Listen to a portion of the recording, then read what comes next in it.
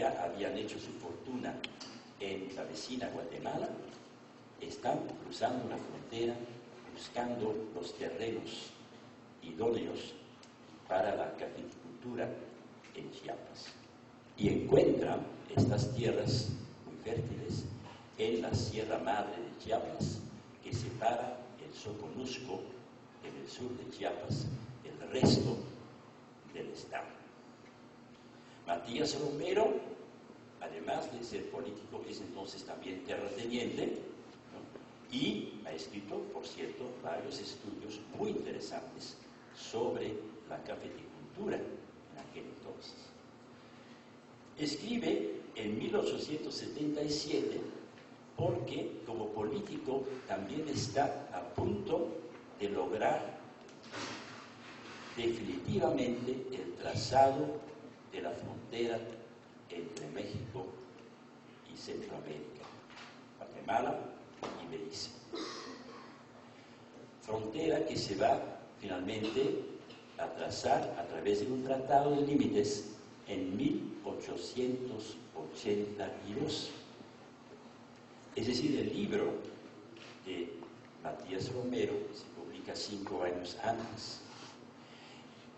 Lo que quiere decir que el tema del trazado de la frontera entre los dos países está íntimamente ligado al tema de la independencia y de la agregación, casi 80 años antes, ¿no? Al principio del siglo XIX, porque hay un resentimiento tremendo por parte de Guatemala desde la agregación de Chiapas a México y que no ha dejado de crecer. Resentimiento que, les aseguro, todavía existe muy fuertemente hasta el día de hoy. Los guatemaltecos consideran, sin razón histórica creo yo, que Chiapas se les fue robado por los mexicanos en este año de 1824. Los chiapanecos, por su parte, dicen de ninguna manera. Nosotros decidimos libre y soberanamente agregarnos a México en aquel entonces. Además, dicen a los guatemaltecos, en 1824 el país llamado Guatemala todavía no existe, ¿no? Está el antiguo reino de Guatemala, que después se va a desmembrar en los diferentes países centroamericanos que conocemos ahora: Honduras, Salvador, Nicaragua, Costa Rica, Panamá. Pero sí, ya estamos tocando temas que todavía duelen en este momento, ¿no?, a los guatemaltecos. Igual que nosotros podríamos, como mexicanos, seguir sintiéndonos muy dolidos por todo lo que nosotros perdimos en aquel entonces, en el siglo XIX, ¿no?, cuando una buena parte del territorio fue acaparado por los Estados Unidos de Norteamérica.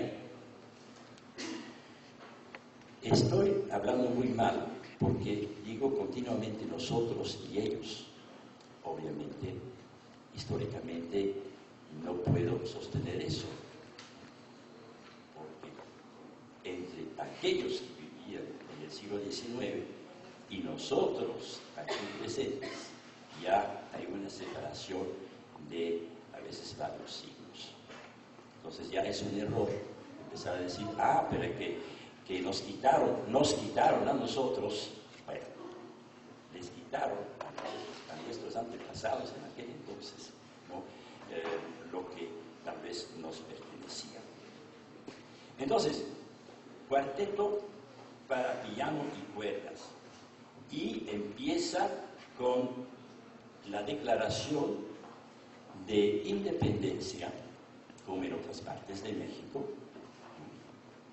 que no es una declaración de ya no querer ser parte de España, en primer lugar, sino sobre todo para ser parte del imperio de Iturbide para los chiapanecos y para el resto de Centroamérica, porque todos los países de Centroamérica también tomaron la decisión en 1821 de ser parte del imperio de Iturbide. Es el momento en que México tiene la mayor extensión territorial que jamás ha tenido, porque va hasta San Francisco y Utah, por un lado, hasta Panamá en el sur. Pero eso nada más dura 2 o 3 años. Cuando Iturbide cae, todo Centroamérica ya no quiere ser parte del imperio de Iturbide. Y los chiapanecos están frente a la encrucijada. Vamos a ser todavía parte de México a pesar de que ya no sea un imperio. ¿Y qué quiere decir eso? A pesar de ya no ser un país donde todas las costumbres tradicionales pueden seguir iguales como antes, un régimen muy conservador. Vamos a querer todavía ser parte de este México que ya no es imperio, pero que ahora es un régimen republicano. Sí, entonces, los chiapanecos van a decidir que sí. El resto de Centroamérica decide que no. ¿Y por qué no? ¿Y por qué en Chiapas también hay durante 2 años así un vaivén y una contienda en pro y en contra? Porque en el juego están desde el principio hasta el final los intereses regionales y locales de la élite. Y la élite empieza a pensar y discutir y reflexionar. Vamos a tener más ventajas ser parte de México, a pesar de que ya no es imperio, sino república, o regresamos a ser parte de Centroamérica. Todo depende de dónde está el peso de los intereses económicos y dónde está el peso de la importancia social.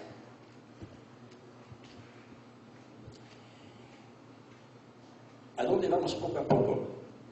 Vamos poco a poco a una desmitificación de estos procesos que se dieron tanto en el sur de México como en otras partes de México, una desmitificación de esos procesos, porque en las escuelas, obviamente, hemos aprendido que todos aquellos eran próceres, ¿no? Y que a esos próceres les movían, sobre todo y casi únicamente, ideales así muy cívicos, ¿no? Y de responsabilidad republicana. Lo tenemos que tomar con un granito de sal todo esto. Entonces, en el caso chiapaneco, tenemos, y vamos de 1824 hacia atrás a 1821, este acta de cabildo. Dice así. Estamos en Tuxtla. Hace un calor de los demonios ahora en Tuxtla como aquí. Se reunió, dice el acta, se reunió el vecindario y un inmenso gentío que asistió a las galerías. Varios vecinos tomaron la palabra y todos en general expusieron. Aquí tengo que hacer algunas aclaraciones. Se reunió el vecindario. Estamos en un acto de cabildo. Y se reunió el vecindario. ¿Qué quiere decir eso? Que es una reunión de cabildo abierto.